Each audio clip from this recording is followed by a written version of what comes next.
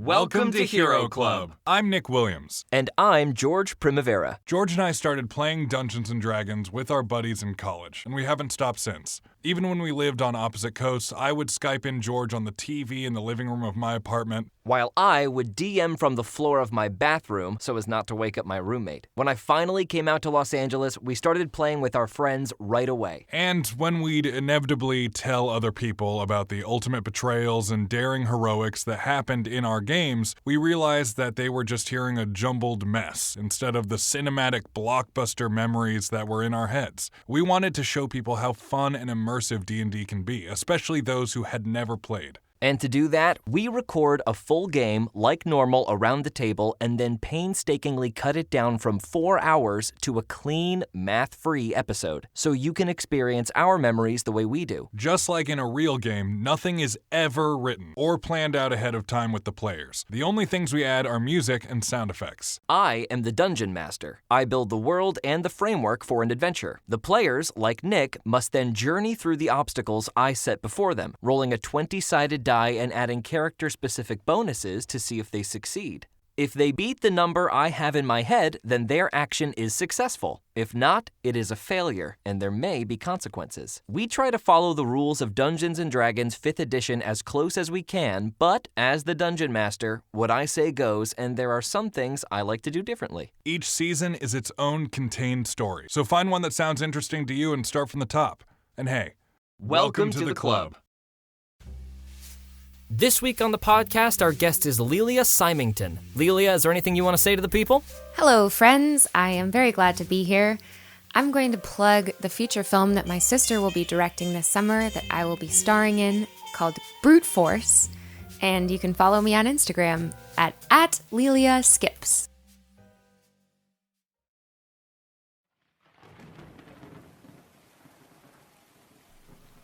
Our high-stakes heist at the Arcana Auction had gone off gangbusters.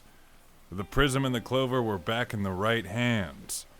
But while we had our peepers on the prize, the wrong hands had snatched Millie. Hero Club presents Paid Back in Spades, a Hank Blackstone mystery. Chapter 10, The Bullet Catch. Hank and Charlie exit the elevator in the lobby of Dante's Inferno, with Ahern and Jan in tow. Ahern seems to be clutching his side in pain until he takes a swig of red viscous liquid. With a stretch, he ceases to favor his other side.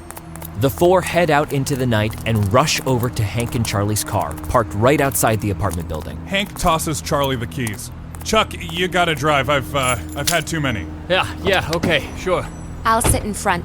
Hank quickly opens the back door and helps Ahern in gingerly, avoiding his wounds, and then gets in on the other side. Once everybody's in the car, Charlie puts the key to the ignition and floors it. The car peels out, heading uptown towards Central Park. Ahern slaps Hank in the shoulder and signs. What's the plan? He didn't tell us where in Central Park. That's a big park. Yeah, I guess we'll just have to work our way up from the south, Chuck. I think we can probably count on a pretty heavy presence there.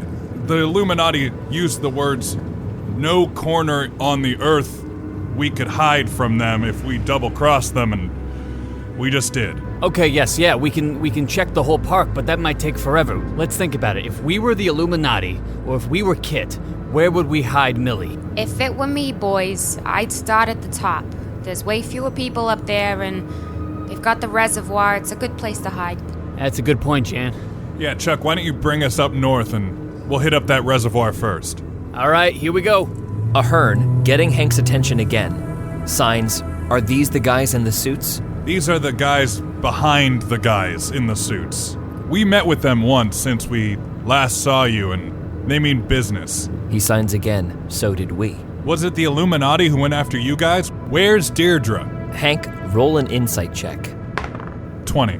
Hank, you see Ahern's eyes brim with tears before he steels himself and continues to sign. Deirdre and I were about to head to the auction when I started hearing lots of footsteps on the stairs of the apartment building we were hiding in. The lights went out and we thought they had cut the power. We were heading out the window when I looked back and saw Deirdre looking scared, and that's when I saw something black and shapeless wrapped around her neck. She pushed me out the second-story window, but before I fell, I saw it snap her neck.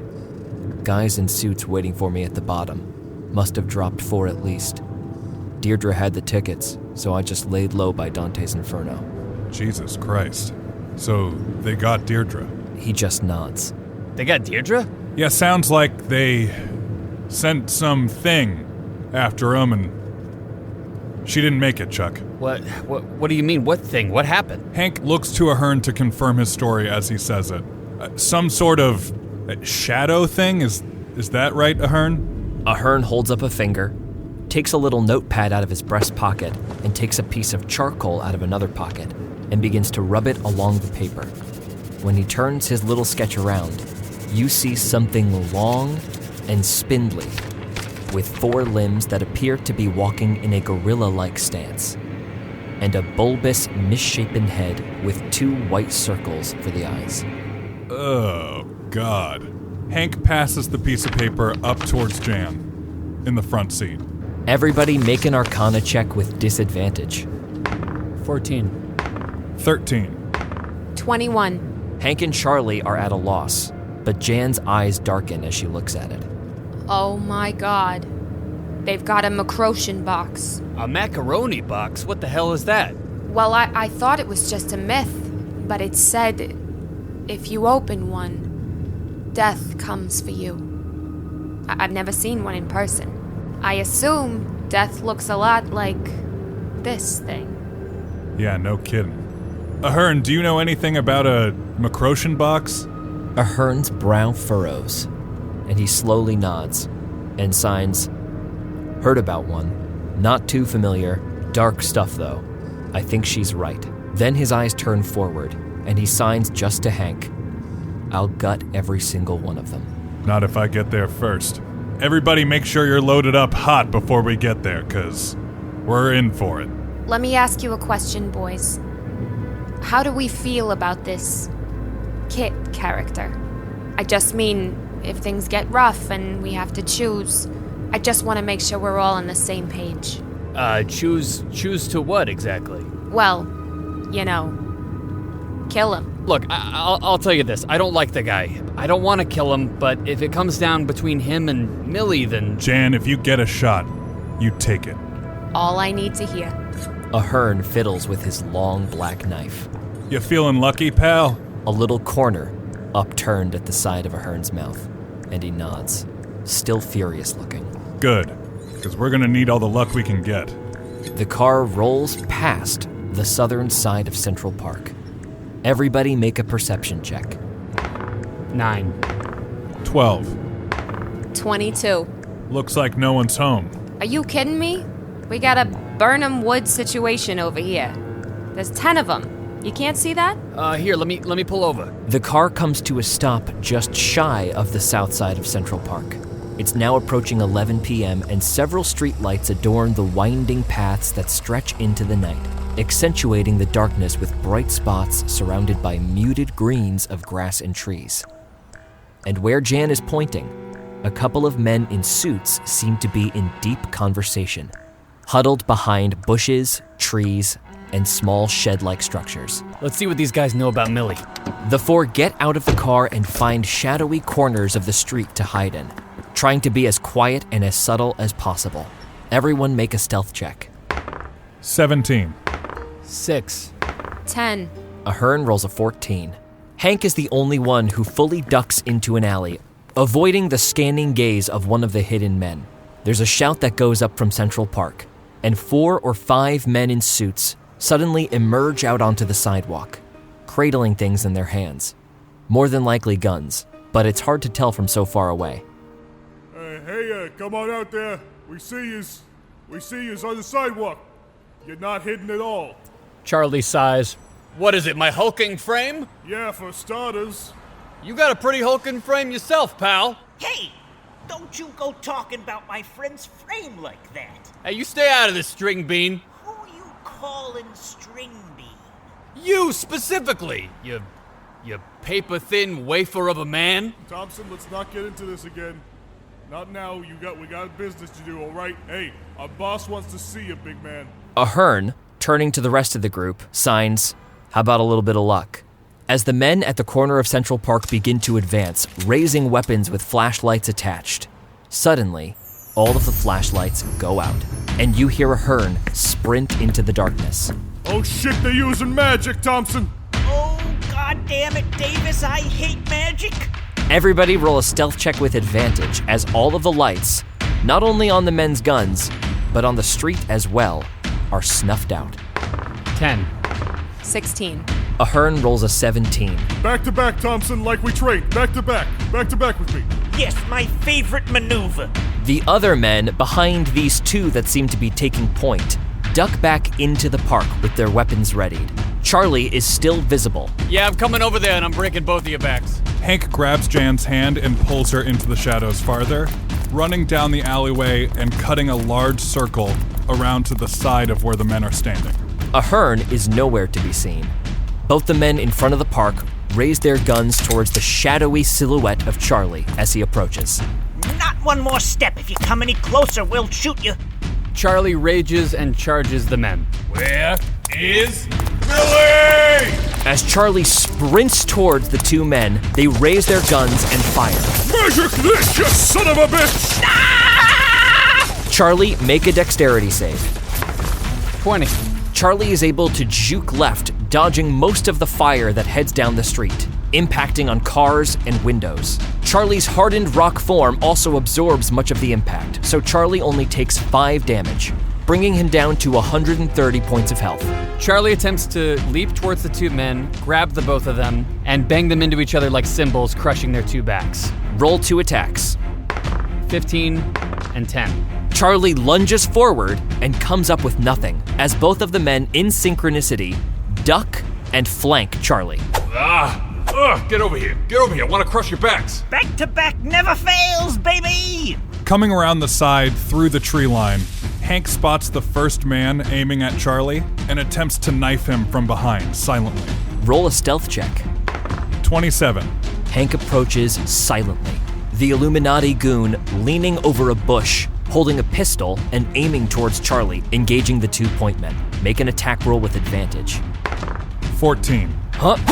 Hank goes to stab the man and finds his hand caught. Jan runs over and uses one hand to cover the guy's mouth and the other hand to put him in a chokehold. Roll a grapple check. 17. Jan, taking advantage of Hank's struggle, grabs the man, puts the man in a chokehold, and silences him, and the three continue to struggle. Meanwhile, on the opposite side of Hank and Jan, you all hear a screaming, and the attention of all of the men, except for the two engaged with Charlie, is pulled in the opposite direction. Several bullets are fired in that direction, and a couple of the men begin to shout. Over there, he's over there! Oh my god! Oh my god! Both men from point-blank range attempt to shoot Charlie in the head. 2 hits. Once again, Charlie's extremely tough rock exterior causes the bullets to ricochet off into the night, and Charlie only takes 5 damage, bringing him down to 125 points of health. The Illuminati always gets his man. Oh my god, he's still standing, Thompson! He's still standing! Oh my god! Just stay back to back with me, Davis. Just stay back to back. Hey, don't worry, I'll put you back to back.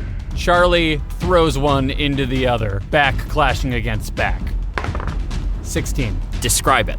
Charlie picks Thompson up by the torso and shoves it into the back of Davis, breaking their backs simultaneously. Yeah, you're gonna be back to back for a long time.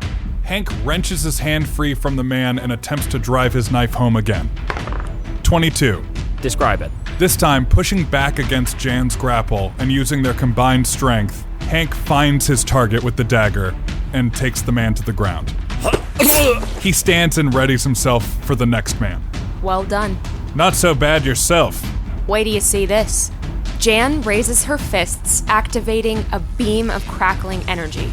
It swirls around her hands a couple times before she punches it towards the man in front of her, casting Eldritch Blast. 24. Bye-bye now. Meanwhile, there is more screaming from the opposite side. Where'd he go? Oh my god! Guess we better get over there. Ladies first. Once again, there is more shooting, but Ahern, still unseen in the night, is clearly the target. Charlie grabs one of the Illuminati goons by the collar and attempts to throw him at yet another one. 17. Where's Millie? Huh? Where's Millie? I'm not telling you shit! Oh, not gonna talk? See you later! Hank grabs the last goon and puts a knife to his throat. Tell us where the girl is, pal, and you might make it through this alive. Roll an intimidation check, Hank. 19. Hank is met with a loogie spit directly in his face. Hank stabs the man in the stomach and twists the knife. Tell us where the girl is, bucko. Roll an intimidation check with advantage. 13. All right. Okay. They're at the boathouse. Hank finishes the man and shucks him aside. The boathouse. Let's go. Come on. Hank looks for Ahern, who emerges from behind a statue. He appears to be covered in blood, and as the light returns to the street lamps, you see bodies all over the place with various stab wounds. However, Ahern is now limping. He signs, "Got me in the leg. Didn't hit anything important. Lucky us, there won't be any police showing up." And he staggers forward. Hey, buddy, come here. Charlie throws one of Ahern's arms over his shoulder and helps him walk. and Hank takes point, walking the group towards the boathouse. The party walks further and further north, moving along a regal path with orb-shaped bushes arranged in rows neatly on either side. Lamps speckle statues of historical figures with light. Everyone make a perception check. 18. 14. 10. Ahern rolls a nat 20. Both Hank and Charlie stop short as they start to approach stairs, descending towards a large bridge. And past that bridge, the lake in the middle of Central Park. There's a rickety wooden boat that appears to be waiting for Hank and Charlie, and a couple of armed men stand under the bridge, waiting, seemingly bored. Ahern, squinting his eyes in the darkness, signs to the group. They have the little triangles on their shirt. Yeah, that's more Illuminati, all right. Hank signs to Ahern, "You go left," and begins to move stealthily to the right in an attempt to silently take down both guards at once. Make a stealth check. 16. Jan pulls Charlie behind a tree as Hank and Ahern leave them. Roll an attack with advantage, Hank. 24. Sticking to the shadows against the bridge line, Hank stays completely invisible until the last possible second, leaping out and pulling the man back into the shadows before driving his dagger home. It's quick and clean, but on the other side, as Ahern starts to mirror Hank's movements, Ahern's leg gives out for just a second, snapping a branch behind the goon, who turns to see Ahern just about to stab him. He fires his pistol at Ahern's gut. 19. Ahern takes 14 damage. As Ahern takes the bullet to his abdomen, he lunges forward with his knife. 16. Ahern brings the man down into the bushes, clasping his hand over his mouth as he does. He shakily gets up as Hank emerges from the bushes. Hank frantically signs, "You okay?" He receives an affirmative nod. He then turns back to where Jan and Chuck are hiding and whistles to summon them. As Charlie and Jan reunite with Hank and Ahern, they look forward, and out past an enormous fountain, sitting on the edge of the lake, are two little rowboats. All of you make a perception check. 20. 10. 9. Ahern rolls a nat 20 again, and once again, Hank and Ahern lead the way. As they spot the boathouse, both move to the edge of the lake and see several lights flickering from within. Several sheltered docks seem to be the point of entry from the water. Chuck, Ahern, why don't you two walk the shore and meet us at the boathouse on the side? If I remember correctly, there's a door there. Jan and I will take this boat and meet you at the boathouse via the water. That way we'll have 2 points of entry and they won't know what hit them. Yeah, we can flank him. That's a great idea, Hank. Okay, come on, Ahern. Ugh. Charlie supports Ahern once again and walks towards the boathouse, on the path that Hank told him to take. Hank helps Jan into the boat and pushes off. The boat moves very quietly into the water as Charlie and Ahern limp around its outskirts. Ahern, still using Charlie for support, signs to him, "Don't worry, we'll get your girl." Yeah, thanks, buddy. Look, I'm really sorry to hear about Deirdre. She was a really good person. Ahern looks ahead and doesn't acknowledge this. The rest of Charlie and Ahern's walk progresses in silence. Cutting back over to Hank and Jan in the boat. Any idea what we're gonna find in this boathouse, Hank? Well, whatever it is, it's gonna be big. I was expecting more resistance back there. This can't be all the power they can throw at us. It's too easy. Is this what your life has been like, Hank? No wonder you look so tired. What, you just stabbing people in the stomach now? Like I said, Jan, it hasn't been easy. And I've had to make some choices that are unsavory, but that's just the way of the world. We can't all just be living it up in Vegas. Some of us are still stuck in the mud. Hank, you don't know what my life has been like. You don't know what I've been through. You're right, I don't. Do you want to talk about how you, obtained that nifty little trick with your hands? Last we spoke, you were more of a close-up magician. Well, we're all developing, aren't we? I just worry about what you're turning into, Hank. Is anybody out there protecting you? I'm fine. And let's just stash this for now. We're getting close to the boathouse. You're right. But I will bring this up again. Hank, Jan, both of you roll a perception check.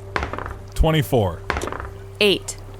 Hank, as you two approach, you start to hear voices. They're tough to make out at first, but as you get closer, you hear the unmistakable dulcet tone of Kit Rockefeller speaking. Where the fuck are they? Have you heard from anyone? No word, boss. Jesus Christ. All right. Just keep waiting, I guess.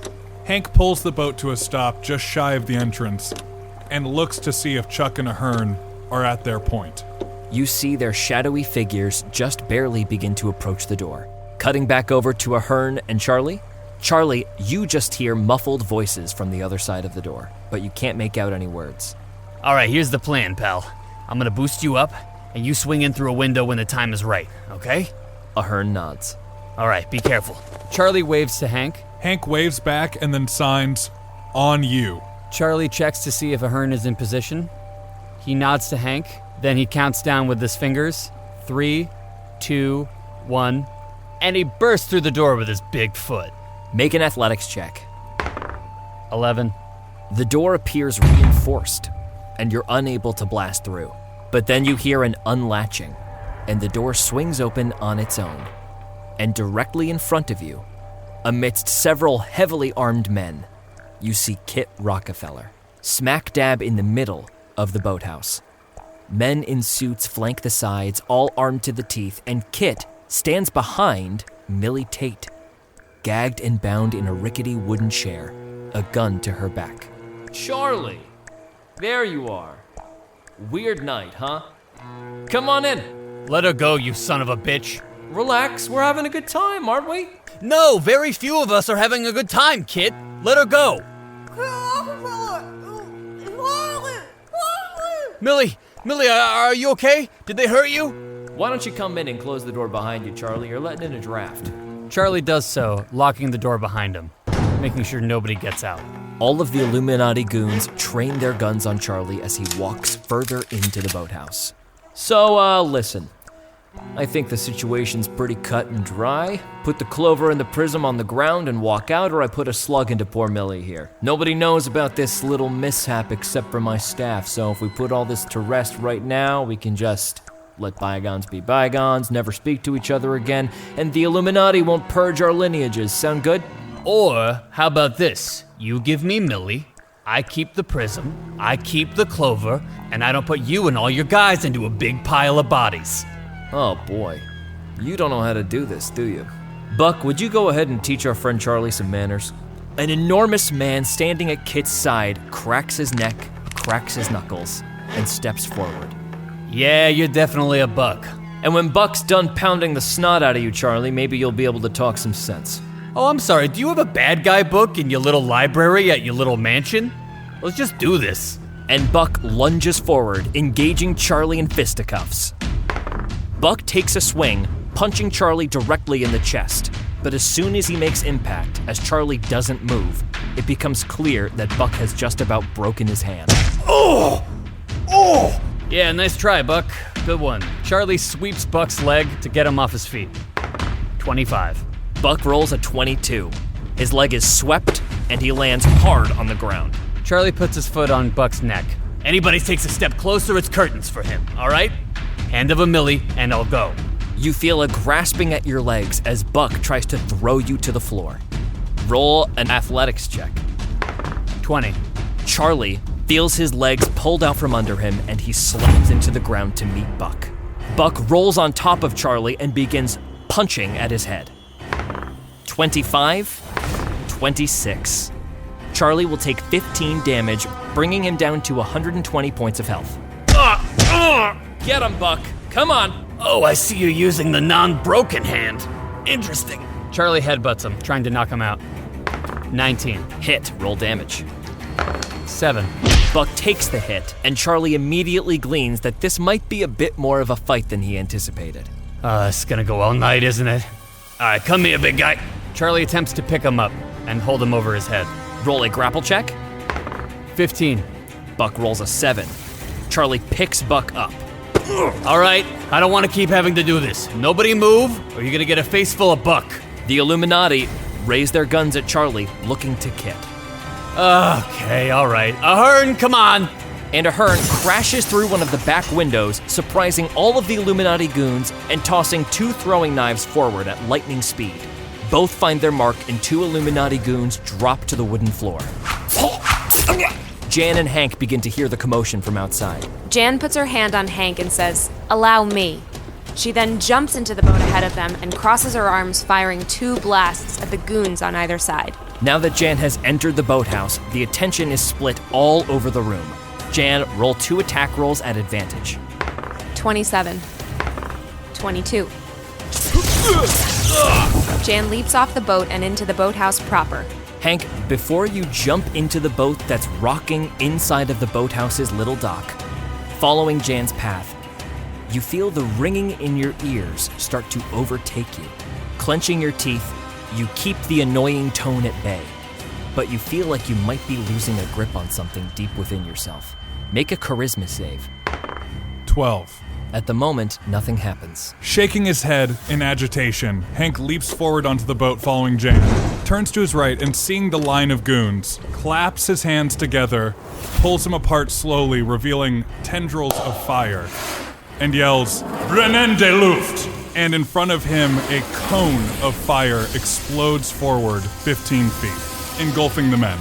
Both of the men within the 15-foot cone in front of Hank go up in flames, and so does the boat over which the flame was cast, lighting the entire boathouse with flickering, eerie light. Oh my god! Oh my god! Oh my god! Oh my god! Oh! Millie's eyes dart from side to side, and she notices that no one's watching her hands. Millie, make a sleight of hand check. 11. The bonds are quite tight, and at least for now, Millie is unsuccessful, though she resolves to keep on trying. Meanwhile, Buck struggles against Charlie's hold. Make an athletics check, Charlie. 27. 14, and is unable to escape. Let me down. Get me down. Charlie hurls Buck into a big group of guys. 13. Buck sails forward, but catches himself before he crushes one of his goons, and instead, his men thrust him upward, back up to face Charlie. Buck! Ugh! Charlie rages and charges Buck. Roll an attack. 14. Hit. Roll your damage. 7. Just stay down! Kit turns around, startled by the shattering glass behind him from Ahern's entrance. What the fuck is this? And he slings around on his back a Tommy gun that he promptly raises and fires towards Ahern.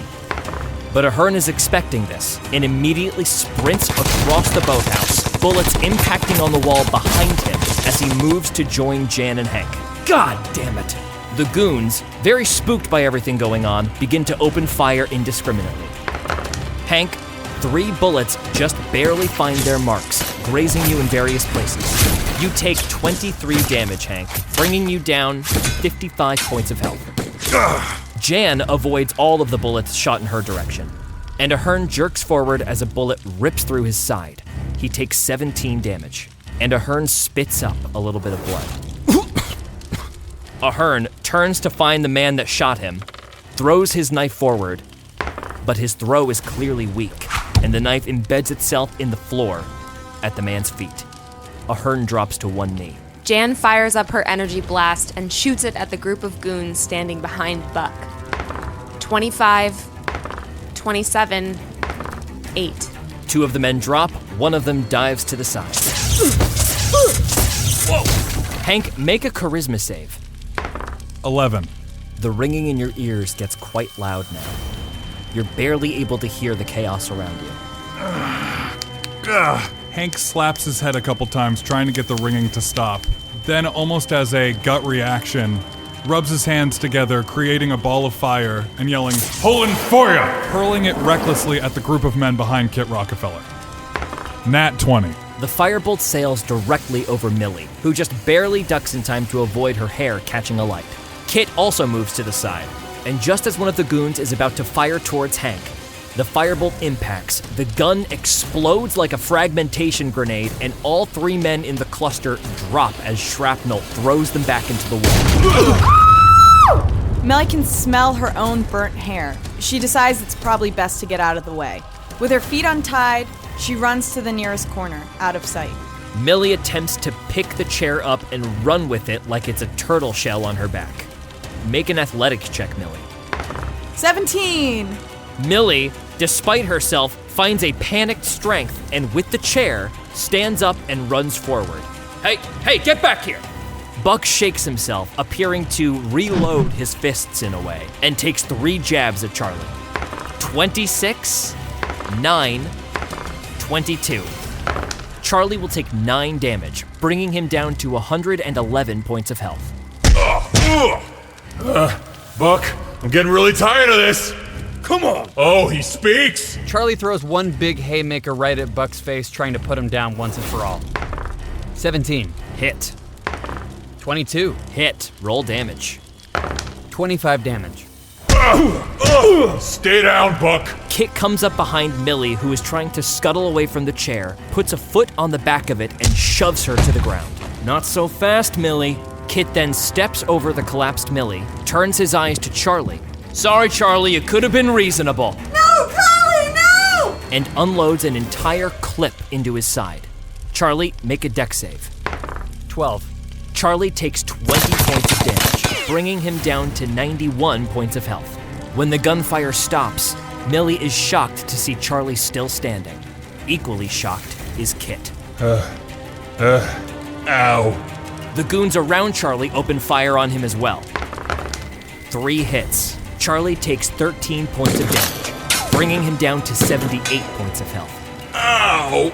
Ahern, seemingly out of commission, reaches into his pocket and pulls out the glowing clover. Only 3 of the leaves appear to be glowing now, and he tosses it to Hank, signing, "I'm out." Hank looks down, almost confused as to why he has the clover in his hand, not having registered Ahern's sign language. Hank, make a charisma save. 12. The ringing in your ears is now completely deafening. You hear absolutely none of the sound around you, and you feel a darkness start to eat at the corners of your eyes, although it stops after a moment in a kind of tunnel vision. Hank is now deafened. Jan runs over to Kit and tries to blast him square in the face. 23. Kit takes 11 damage as crackling energy blasts into his shoulder. Jan goes in for a second shot. 19. Another 8 damage. What the fuck is that? 25. Another 13 damage. Kit's entire front is seared with electrical energy, his hair now standing on end, and he just about falls on his behind. Take that, you son of a bitch. Buck, get her! Buck, ignoring Kit, continues facing off with Charlie. Hank almost deliriously scans the room, and his tunnel vision finds Kit, and it's all he can focus on. Suddenly, in the back of his brain, words and phrases that he's been reading within the Necronomicon begin to float forward, and almost speak through his mouth without his consent. Interritus. His fingers light up with a negative, shadowy energy, and he points it at Kit and fires, casting Death Coil. 21. 19 necrotic damage. As the slug of dark necrotic energy impacts on Kit's side, his skin begins to decay around the impact point. What the? Oh! With extreme focus, Hank slowly begins to walk towards Kit, his fingers still outstretched. Millie once again struggles at the bindings, keeping her in the chair. 8. Millie struggles against her bonds and still is unable to free herself. Buck tries to grab Charlie around the collar. Roll an athletics check, Charlie. 12. Buck grapples Charlie and then attempts to put him in a chokehold. Charlie, make a constitution save. 22. As hard as Buck squeezes, he's unable to make any crushing progress, coming up unknowingly against Charlie's stone neck. Charlie, wanting to end this, takes both of his hands and claps them together with Buck's head in between. 14. Hit. Roll damage. 20. Describe it. Charlie's hands fully clap together, spurting Buck's brains and blood all over the room. Charlie then turns to Kit and grabs him by the neck. Roll a grapple check. 27. Kit rolls a 9. Charlie easily grabs him by the throat. Charlie looks into Kit's eyes and says, Hey kid, you know how you were always hiring us to catch the monster? He takes off his glasses of disguise, revealing his true rock form. Turns out, I was the monster. Kit, starting to choke and losing air, reaches into his pocket and in one hand, shaking, clasps a small black box. And unable to speak, fiddles with a small silver clasp on the front and flicks it open. And it drops to the floor. All at once, everyone stops. Except for Hank, who continues to walk forward, not hearing what everyone else notices. A sudden low, rattling hiss that appears to shake your very bones. All of the light in the room appears gray and muted as the box lays open on the ground. A long, blurry black hand emerges from the small box, almost the size of the box itself, and then it grows even larger as it emerges. It wraps its shapeless, shrouded fingers around the paneled wood. The hand's grip precedes a clearly difficult extradition of an enormous, shadowy mass that flops onto the floor with a thud. Suddenly, the mass begins to straighten and grow taller until it is 9 feet high and vaguely humanoid in shape, with inhuman limb proportions, spindly arms and legs stretching outward, and all of the light in the room, from the several lamps on the sides, is extinguished. 2 white orbs of light suddenly appear where 2 eyes should be, on a gross, misshapen head. It's then that this creature opens its mouth, revealing an unhinged jaw of spiraling teeth. So it is real.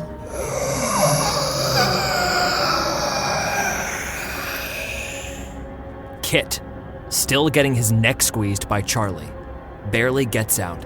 If I go, you all go. As everybody stays completely motionless, the creature appears to sniff the air, not exactly knowing where to look, as it finds itself surrounded by quite a large crowd.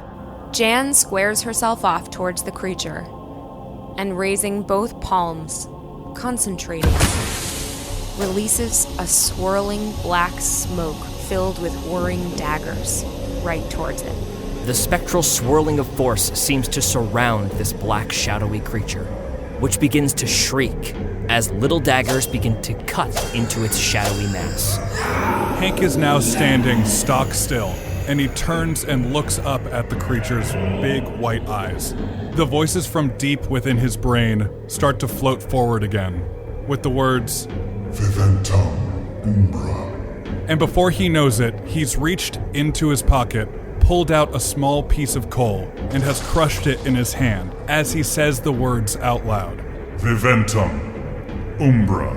And casts Animate Shadow at the creature. Shadow in the shape of the creature pools onto the floor and begins to rise, forming a perfect 2-dimensional double of the creature that then immediately begins to attack it. The enormous, shadowy, spindly monster disappears under what looks like a thin sheet of black latex, as this creature of shadow's shadow seems to attempt to stifle it. But after a moment, the bright white orbs of light shine through the shadow. And in fact, the black, spandexy-like material that appears to be wrapping around the creature solidifies into the monster's mass, and it appears to grow larger. Millie is incapacitated with shock right now, but she knows she needs to get away. She tries again to untie her hands. Roll a sleight of hand check. 8. Millie continues to struggle against her bindings, unsuccessfully. Charlie squeezes on Kit's neck, tempted to end it for him once and for all.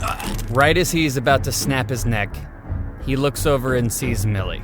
Millie is shaking with fear at this point. As she locks eyes with Charlie, her eyes start to well up with tears. Charlie sees this, shakes his head, trying to snap himself out of the pure rage he feels for Kit Rockefeller and what he's done. Oh my god. What am I doing? Charlie releases his grip on Kit and goes to help Millie out of the chair. Roll an athletics check. 27. Charlie easily rips the chair apart, freeing Millie instantly. Oh my god, Millie, are you okay? I'm sorry, Millie, without missing a beat, bolts towards the nearest exit. Wait, I'm sorry! She doesn't look back.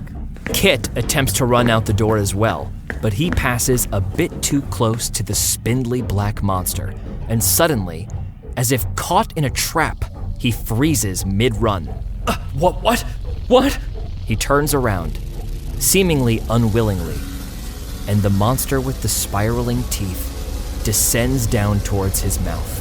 No, wait!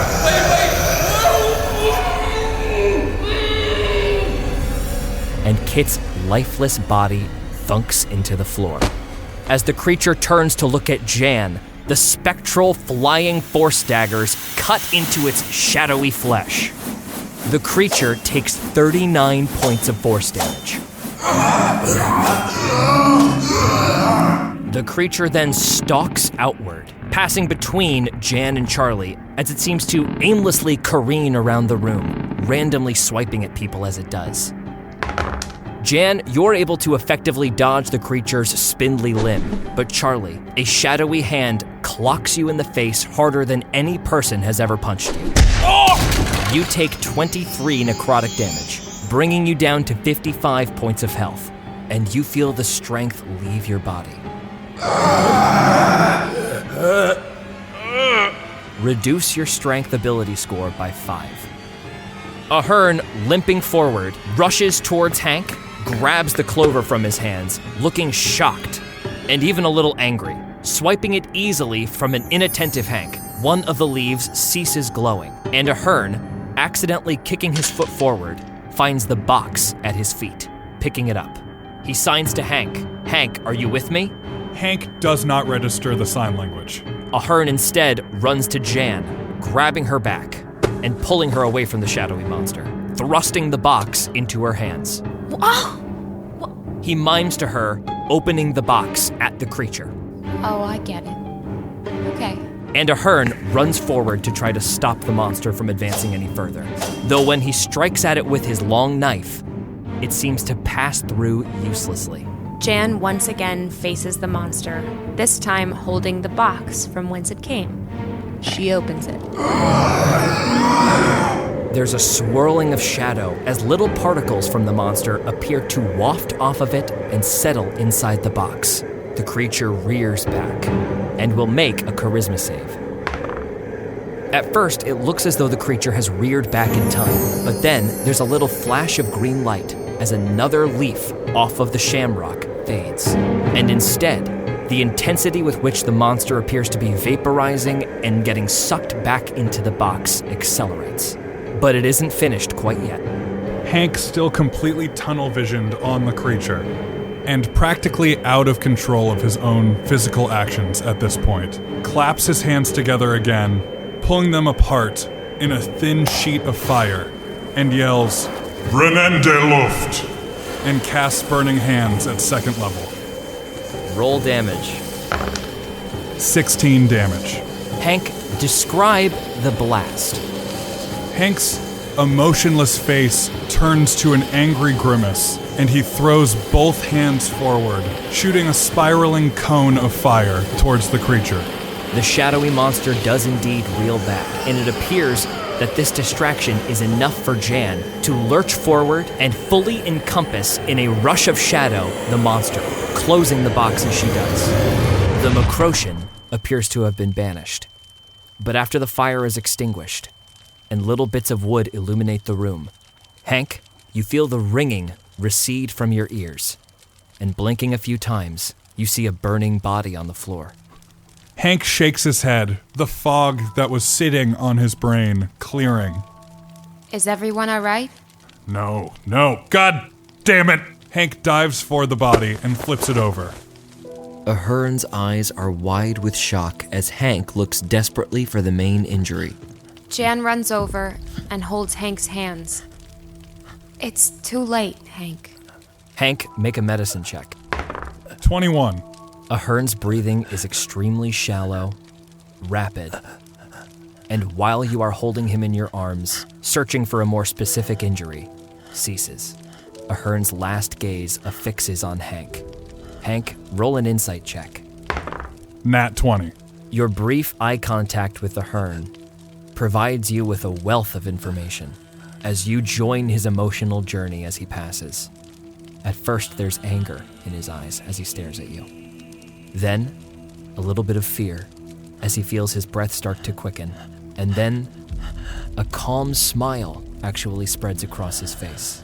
And then his eyes unfocus, and he goes still. No. I don't know what was happening. It's like I was pulled out of the driver's seat, but... No, this was me. I did this. I just felt so fucking angry. Hank, this thing, it changes people. That's what I'm trying to say, Jan. It wasn't the McCrotion. It was me. Chuck, I've got something I need to tell you. It hasn't been the neighbors or anything that's been keeping me from sleeping. I've been going into the vault. Charlie is staring into the middle distance. He's not hearing any of this. That look of terror in Millie's eyes keeps replaying in his mind over and over again. And in the middle of Hank's sentence, he rushes out the door, trying to find her. I'm sorry. Charlie... God damn it. Hank rocks lightly back and forth, holding Ahern's body in his hands. Jan comes over and gently kisses the top of Hank's head. It's time for us to go. And Hank, we need to talk. Hank recoils at Jan's kiss. I don't need your mothering, Jan. I'm no stray dog you can pick up. I like my neck without a collar. I didn't mean it like that, Hank. I'm just trying to help. You think you can just come here after all these years, after everything I've been doing, and judge me for my choices? Judge you?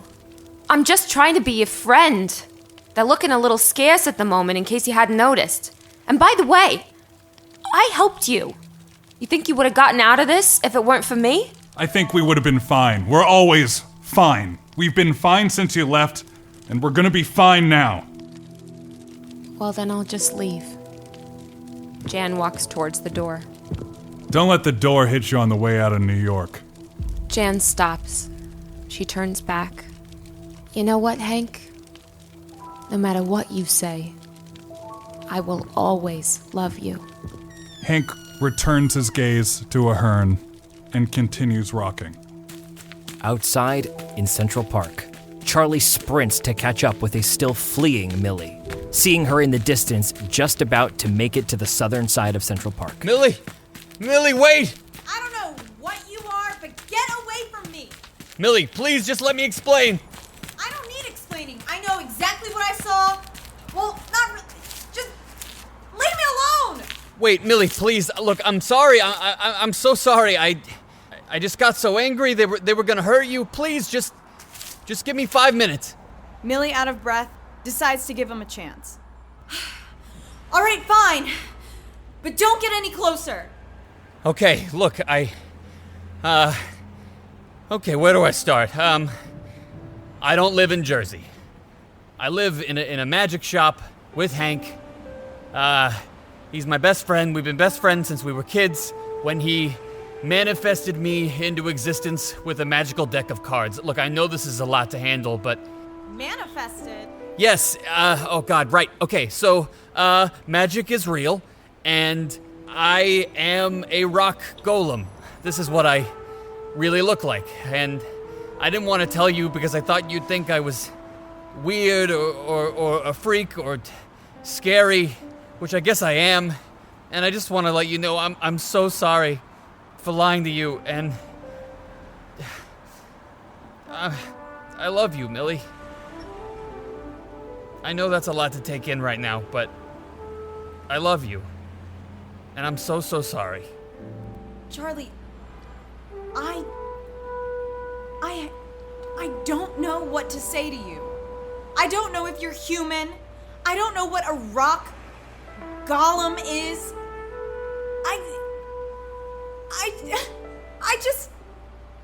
I think I need some time. And Millie puts her head in her hands and starts to cry.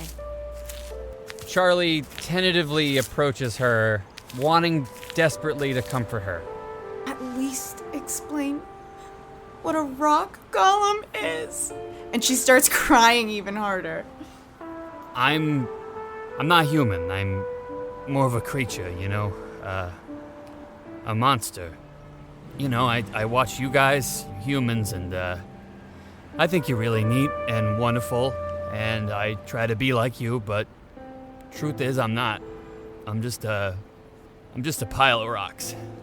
Do you always kill people? I try not to, but if they're hurting somebody I love, sometimes I get angry, and when I get angry, stuff happens. Millie mulls over this idea for a moment and looks him up and down. Can I at least touch you? And she puts out her hand to touch his arm. Charlie extends his arm so that it meets her hand. And Millie feels the cold, hard rock that makes up Charlie's arm. Surprised by this, she quickly takes back her hand. You're cold. I guess... what should I have expected? Well, can you at least walk me home? Charlie looks up at Millie's face and cracks a small smile. Of course. Anytime. Millie tentatively takes Charlie's hand, and they begin to walk out of the park. Can you at least put your glasses back on? You're gonna scare someone. Oh, yeah, of course. Charlie does so, putting his human illusion back on. The two walk into the city, presumably to have a very difficult conversation, while Hank, completely alone, is seen exiting the boathouse, cradling Ahern's lifeless body in his hands. He looks around for Charlie and doesn't find him. The night is exceptionally cold as we pan away from Central Park, over the many skyscrapers of New York City, and come to settle in Rikers Island Prison, where Alphonse Marblemouth Moretti sits alone in a cell. It's very, very cold in this cell. A little bit of wind whistles through the barred windows, and the ocean spray can be heard all the way from inside. There's a clinking as a jail cell door opens at the far end of the hallway. Footsteps approach, and then a police officer stares into Marblemouth's cell. We're almost ready, sir.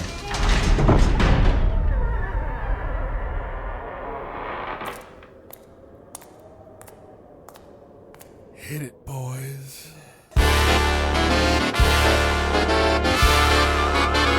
Yeah, just like that.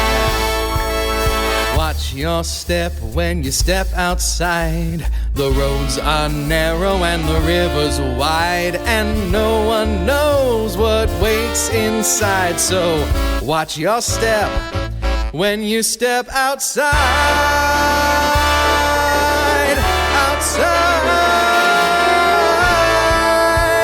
And watch your step when the path is slick. The shadows here can play a dirty trick, and moonlight's such a fickle guide. So watch your step when you step outside. You want your freedom. This has been a Hero Club production, produced by Nick Williams, George Primavera, and Jack Quaid, with associate producers Marty Abbe-Schneider and Dylan McCollum. Voice acting by George Primavera, Nick Williams, Jack Quaid, Lelia Symington, Natasha Krause, Marty Abbe-Schneider, and Dylan McCollum. Theme song written and performed by Matthew McCollum. Special thanks to Kevin MacLeod and Ben Doyle for their amazing music, Mage Hand Press for their genius D&D 5th edition homebrew, Marty Abbe-Schneider for his incredible artwork, and Ali Catanese, our hero. Thanks for listening to Paid Back in Spades. In the meantime, keep tuning into members only and our social media at Hero Club Podcast to keep in the loop about some super exciting new stuff coming up the road. And hey, welcome to the club. When you step outside,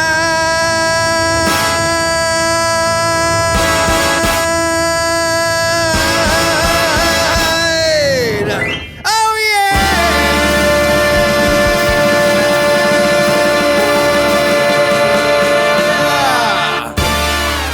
Hey, Hank. Hank. I'm Hank and I go to the door.